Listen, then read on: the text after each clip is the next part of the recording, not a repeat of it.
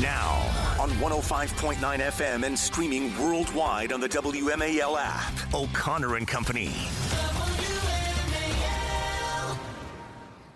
It's 8:07, and we're flying through this morning like a 747 jumbo jet airliner. Fast, efficient, and luxurious. And it's O'Connor and Company. Land. Coming up in 30 minutes. We always make an effective landing. It's not always smooth. Sometimes it's a little bumpy, but then Chris Plant takes over and it's high flying. Coming up in 30 minutes, Governor Bob Ehrlich of Maryland. It's Larry O'Connor with Mercedes Schlapp. Good morning, Mercedes. Hi, good morning. Morning's been going quickly, so. It has, and it's going to get even quicker as we plow through the tariff story now. We're going to update you. We've been talking about it all morning, of course, but let's bring in KT McFarland, because KT, former Deputy National Security Advisor, President Trump, author of Revolution. KT, I think it was last week when I said, help me out here, all these tariffs, it's, people screaming about the European Union and coffee from Colombia and all the people's hair on fire, and I said, KT, this is really all about China, isn't it? And what did you say, KT? What did you say? I did, Larry. It is all about China. And guess what, Larry? It is all about China. So explain how we got here. The way that Trump went about doing this, because of the confines of the World Trade Organization, you got to do this blanket thing and tariffs for everyone. But then because China blinked, because China retaliated, now it's game on. Is that right? Yeah, it is game on, and we win the game. It could be rocky. It could take a while, but we win the game. And what Trump is it was always going to be U.S. versus China in this trade war. But what Trump has now managed is he's gotten everybody else on his side, right? Yeah. Because he's now going to negotiate these bilateral trade agreements one at a time. Other countries realize whoever is first to negotiate the trade deal is in a better position because, the funds will be diverted there. They have no disruption in their production. So there'll be a real, impetus for countries, A, to negotiate, and B, to negotiate quickly. And what does that do? This is a great... Leaves China alone. It's brilliant. It's all a deal. Exactly. It's so brilliant. I just want to understand this again, and I feel like my job when I'm talking to someone like you, KT, is to ask the questions that person driving on the Beltway is wondering in his own head. So when you say he's got the rest of the world on his side, so over the course of the last 8-9 days when the tariffs were announced, China's been working behind the scenes. China's been talking to these countries saying, hey, look what Trump's doing. Jump on board with us. We're good. We'll take care of you. And instead, these countries all went back to Trump and said, let's fix this. So in other words, he sort of rallied the troops here. Nobody wants to get in bed with China. They know China's a threat. They know China cheats. And now China has sort of isolated themselves. Is that right? Yeah, and what President Trump understood was, the primary and fundamental nugget that President Trump is basing this all on is that other countries need to sell their goods to us more than we need to buy from them. America is everybody's biggest trading partner, right? If you're the country of Colombia and you have a tariff or you're not allowed to sell goods in the American market, your economy collapses because your whole economy is based on selling flowers to the U.S. So President Trump, understanding that, has whacked them on the head, all the other countries, and then eased it up the minute they said, wait, we want to talk. And so they've all been rewarded. Now, you have to also remember that they've all had dealings with China, and China has cheated them as much as they've cheated us. So they're not happy when the Chinese called, or you said last week, in the last couple of days, the Chinese have been calling everybody saying, see, America's so crazy, come aboard with us. And they're all saying, whoa, not so fast. I'm going to jump on the American side.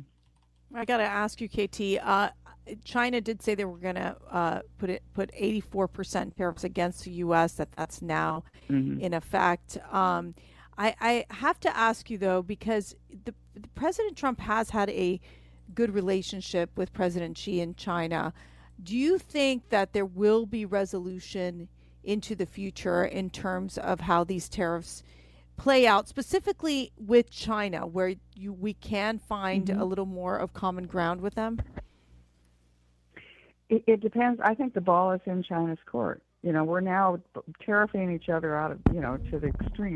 But remember, China sells more stuff to us than we sell to them, right? So when we impose sanctions, that just cripples their economy. when they impose sanctions on us, China's already not let us sell in a lot of their markets. The weapon China has is it owns a lot of U.S. debt. KT, yesterday, Treasury, before the announcement that they were pausing for 90 days and reducing tariffs to 10%, except for China, which we increased, Treasury Secretary Scott Bessent was speaking in front of a group, and they were talking about the tariffs, of course, and he was asked about Spain threatening to say, well, maybe we should do business with China. And he responded to that, but then he said this right at the end that caught my ear. Listen. Going somewhere. And I think, Rob, at the end of the day, that we can probably reach a deal with our allies, with the other countries that have been long-term.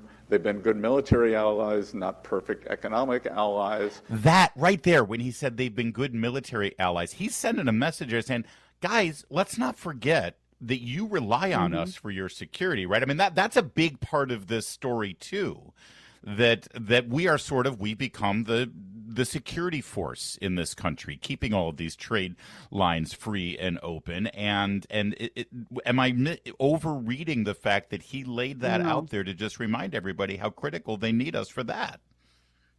We provide 75% of the funding of NATO. Now, other NATO countries are going to finally ante up. But remember, what did we just do 2 weeks ago? We took out the Houthis. Now, what did that make a difference for? Shipping in the Red Sea. So that's not our shipping. We don't have a lot of shipping that goes through the Red Sea and the Suez Canal. But guess who does? All the European countries, all the Middle East countries. So for us, we just did everybody in the world a huge favor. I mean, so yeah, when Scott Bessent says that, he's reminding them, hey, by the way, you really need us for a lot of other things in addition to trade.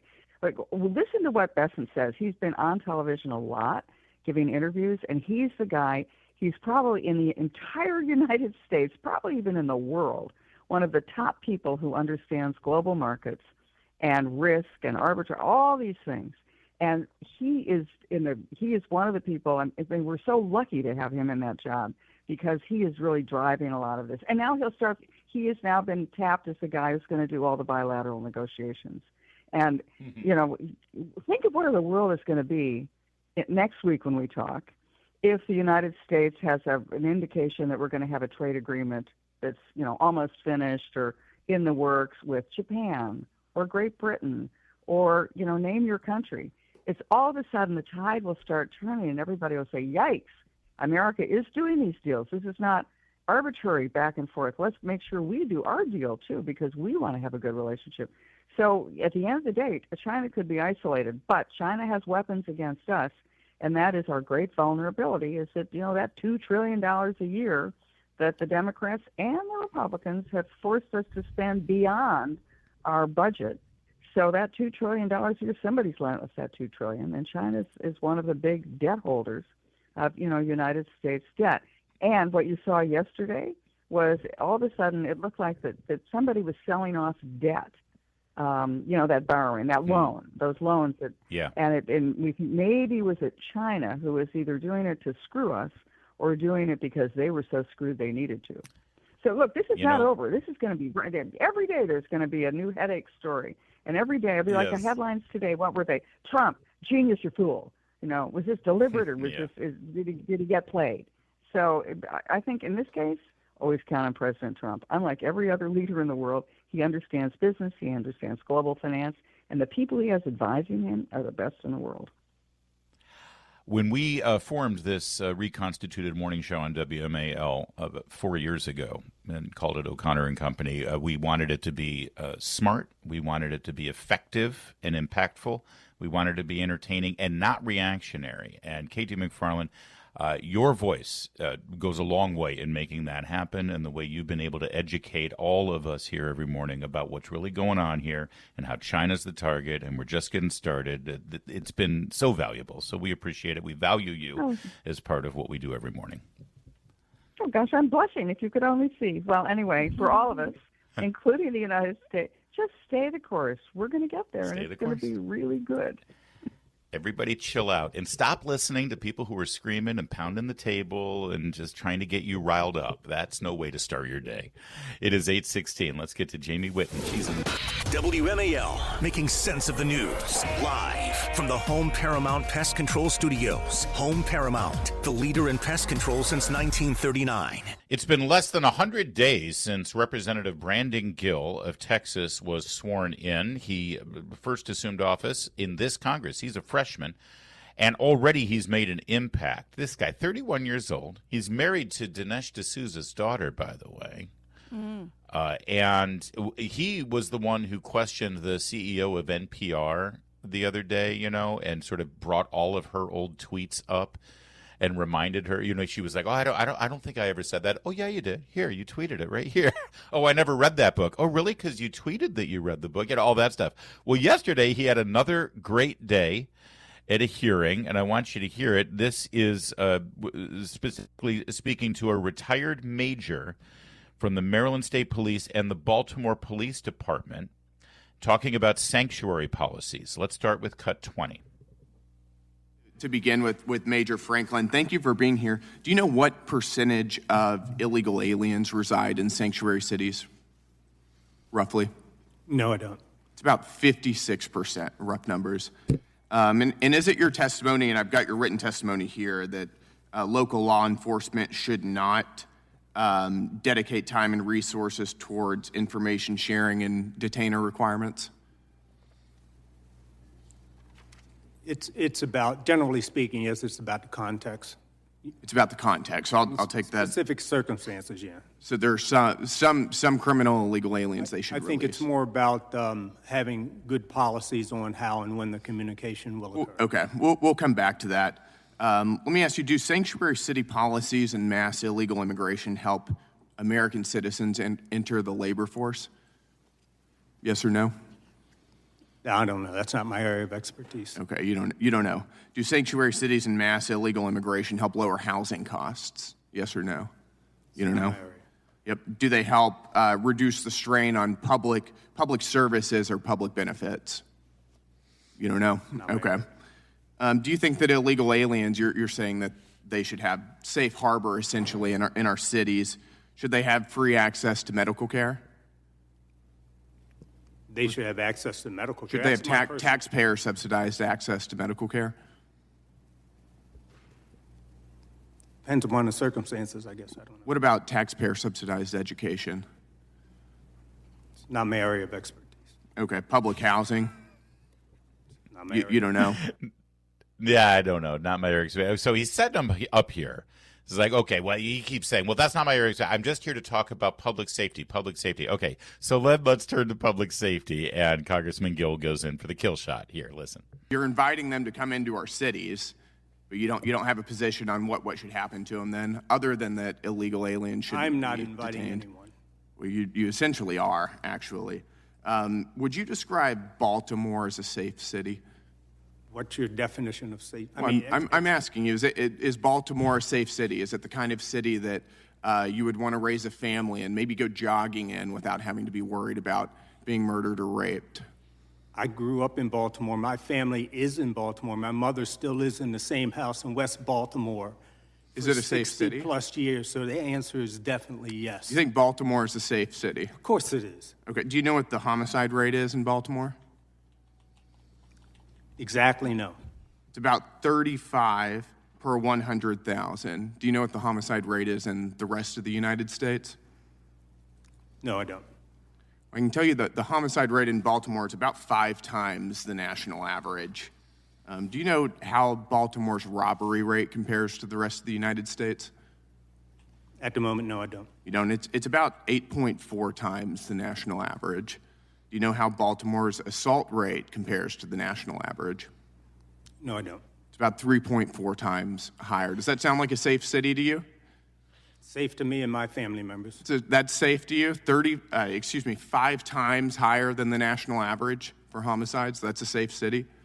Perception. It's what? Excuse me? I said it's what for instance, it's perception. It's what you feel as a resident in Baltimore City. If you're murdered, I don't think it matters what you feel, do you? Mercedes, that was great. This is what I love, when Republicans do this and do this well. Yeah, but Congressman Gill just does it in such a cool manner, like just so matter of fact. He's just stating the facts. Obviously, this retired, I believe, police officer, just obviously not very prepared for this hearing. I mean, and I think he came across being like, okay, we're dealing with feelings. This is not a matter of feelings. It's a retired major from Maryland State Police and Baltimore Police Department. I mean, these guys know what's happening in Baltimore, and not giving the straight answers of saying, yeah, we have a crisis in Baltimore City and we need to fix it. And part of it is because of this implementation and the acceptance of sanctuary city policies. Yeah, and for a retired law enforcement officer to go up there and say, to encourage sanctuary policies, and then to suggest that cities that doesn't affect public safety. Oh, really? What's your definition of safety? Well, you think Baltimore's safe? Well, my grandmother thinks it's great. Here's your rubber. Here's your kind of destroys the credibility of the witness. It's 8:24. Now on 105.9 FM and streaming worldwide on the WMAL app. O'Connor and Company. It's 8:37. Chris Platt joins us in 30 minutes. It's Larry O'Connor with Mercedes Schlapp. Mercedes, you always flex on me that I live in Virginia. Yeah, we have a great governor. You have a great governor. Well, you also had Terry McAuliffe and Ralph Northam, okay? Yeah, that was pretty bad. We have great ex-governors here in Maryland. And one of them is joining us right now, Bob Ehrlich, of course, former Maryland governor, who has been rather active lately on social media, governor. So I appreciate that, because a lot of us in Maryland, Republicans, independents, even some Democrats who still have a brain, are thinking to themselves, we got to fix this. And the folks in Annapolis ain't going to fix it. Westmore ain't going to fix it. So thanks for joining us. How are we going to fix this? Well, first, it's good to talk to both of you. Secondly, when I go to Starbucks and tell them I'm the next governor, they still charge me $7 for a latte. Well, in some neighborhoods, they probably charge you double, actually. Well, that's a good point. Yeah, exactly. And Kendall sends her love to both of you. Anyway, it's great to talk to you. It's very difficult to watch Annapolis. I have this feeling, as you do, as many Maryland taxpayers do. We've seen this movie before. Unfunded mandates driven by an education-related unfunded mandate, spiking electricity rates, ever more tax increases, and never a will to look at what they've done in the past. Always looking forward, always more, always additional taxes, never enough, ever. And so it's tough to watch. So as a Republican in this state, I feel like it's an insurmountable mountain. The best hope we have is that maybe somebody gets rid of Westmore, a Republican will run, so at least we can veto what these Democrats are doing. But you actually have laid out there, it's like, no, actually, we could make inroads here in this assembly. Is that reality? How can we do this? It is reality. The one thing, despite my former position, governors come and go. The legislature is forever. And the fact of it is, when the Democratic Party was balanced, liberal, conservative, moderate wings, when I was in the legislature in the 80s, that's the 1980s, by the way, and a monopoly state was okay because the monopoly party was in balance. There were 13 Republicans in the House of Delegates when I was first elected to the legislature. So we were irrelevant, but because the Democrats were in balance, it was okay. Maryland was left of center, but not terribly left of center. As the monopoly party in the state has moved left, and now progressive left, the legislature reflects that move. Although there are more Republicans, we still don't have enough. So what my tweet was about, got a lot of attention, is picking up those marginal, mostly suburban, rural seats out there. They're competitive, that have been Republican in the past. Some have been gerrymandered, others not so much. So basically getting to that number, especially in the Maryland Senate, picking up three to five Senate seats would get there.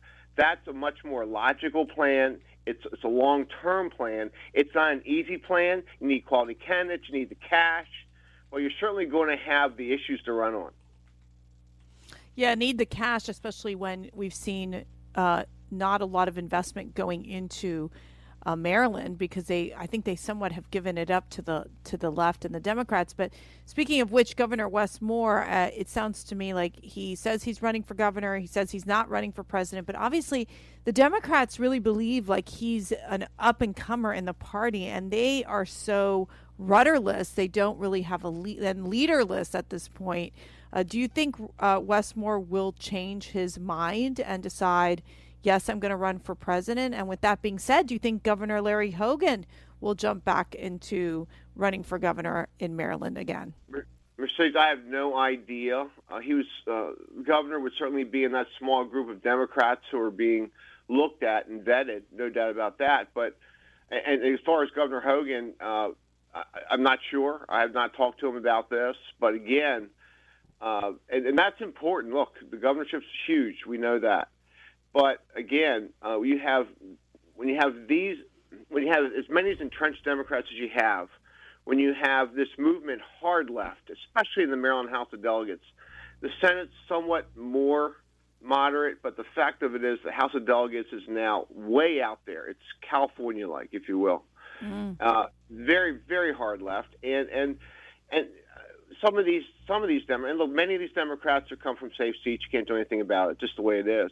But some are Chamber of Commerce Democrats. They talk a good game when they go back to their district. They go to the Chamber of Commerce, the Rotary Club. They sound moderate. It's all well and good. But if you look at their voting record, same thing in Congress, you know that. If you look at their voting record, it does not reflect these potentially competitive seats. That's the purpose of my tweet. Look at those competitive seats, hold them to account, find the candidates. We're not talking about spending money on 50, 60, 80 races here. We're talking 10, 12 races that are doable. And certainly, as I said, they're going to have the issues, environment, and the agenda to run. It is not easy. We are a rather weak party in the state, overwhelmed by the progressive left. But there are Republican county executives, there are Republican local officials, and if there's a will among the remaining moderate to conservative Democrats in the state, and there are many of them, some of these races will be far more competitive than they have been in the past, and we can get to that critical number in the legislature. It's common sense. There are no alternatives. The other alternative is to move, and I get that sort of feedback. I get tweets. I get letters on my Facebook every day. Every day. I'm gone. Yeah. I'm going. I can't wait to leave. Me too. I can't afford to live here. So who leads this effort? In the last presidential election, 34% of Marylanders voted for Donald Trump. And that's, by the way, in an election where most Republicans or many Republicans probably stayed home because they thought it was a lost cause anyway. Clearly, we're not seeing that kind of electoral makeup in our congressional delegation and nor in the House of Delegates in Annapolis. So the votes are there. Who leads the effort to harness those votes and focus these priorities the way you just laid out? Larry, I love your point. There are votes out there. And some of these suburban districts have moderate to right-leaning Democrats who can make the difference. That was my difference in my elections for Congress, for governorship, for Governor Hogan as well. The answer is... It was Larry Hogan's difference, yeah. It's always the difference in this state for any Republican to win statewide, obviously. Your point well taken. It's a combination. I have offered myself as someone, and I have been doing this for years, as you both know, helping young candidates run, doing fundraisers, looking at these seats. So certainly myself and Governor Hogan can play a role here. We're happy to do it. Congressman Harris has to lead, and he has been, and he'll continue to do so. And the state party as well. The state party doesn't have a whole lot of money now, given our situation, given the numbers in Annapolis. But between the business community, and I'm talking about Main Street, not Wall Street here, and the state party, and the few of us who've had success in Maryland politics as Republicans, I think we can get it done. This is not brain surgery. You're talking about a dozen seats here. Bob Ehrlich, thanks for joining us. You give us a little bit of hope here, and hopefully all the right people are listening. They're going to pick up the phone. They're going to have some conversations with you, and we can have a focused effort in the Assembly to actually start breaking this down. You got to do it one seat at a time. By the way, that's how the Democrats did it. You know, Colorado used to be a toss-up state. Now it's solidly blue, and they started by identifying those seats in the state legislature and building that majority. It's time for Maryland. It's time. Thank you, sir. Great talking with you. Take care. This is the great year. This is a great year to do it too, because you got Wes Moore. He's a paper tiger. He's an invisible man. He's cellophane, and you've got a perfect example of him inheriting a surplus and screwing it up. And now we're in deficit, and he's raising taxes. And meanwhile, Governor Youngkin, at the exact same time, in the exact same conditions, also had a surplus, and they've still got a surplus. So you tell me what the difference is. It's 8:45. Move to Virginia. Sorry. No, fix Maryland. Come on. Okay, then run. All right, we got to get to this quickly here because Chris Plant's coming in. But you said you're in the middle of college tours for your oldest. Yeah, well, not for your, Alyssa, your old, for your, number 3 for Alyssa. Yep. Check this out. This kid, 4.0 GPA. His ACT. Where did that go? ACT 34. Yeah. He's 18. He's a senior. He started a business this last year. It's already made $30 million. He applied for college, rejected by Stanford, MIT, Harvard, Yale, Washington University, Columbia, Penn, Princeton, Duke, USC, University of Virginia, NYU, Vanderbilt, Brown, Cornell. They all rejected. He got 3 acceptance: Georgia Tech, University of Tennessee, and the University of Miami. Yeah, Because rejected by 15 out of the 18 schools. He's not college material. He's not. No. He's not Harvard material. What are you supposed to do? 4.0. Oh, by the way, he's a white straight male, which I guess is part of the problem here. Yeah. You know? Maybe if he would have been a transgender and started the business, he would have gone into Yale or Harvard or one of those schools. Exactly. But it just shows it is such a dark hole in this admissions process, and you cannot make any sense of it. You just can't. It's absolutely insane. And it's tough on these kids. It teaches them to be resilient when they're rejected. But goodness, this kid, he's a no-brainer to accept to any of these top schools. His essay was about living a good life, getting good grades, and starting a business already worth $30 million. And it should have been about his gender confusion, and then he would have gotten a red carpet treatment. Exactly. 8:53. That's a wrap, Mercedes. Thank you. Good to see you again. Thank you, Larry. Great to be back. Chris Plant time. Let's go, Chris. Wonderful, wonderful. Mercedes is everywhere I go. Mercedes works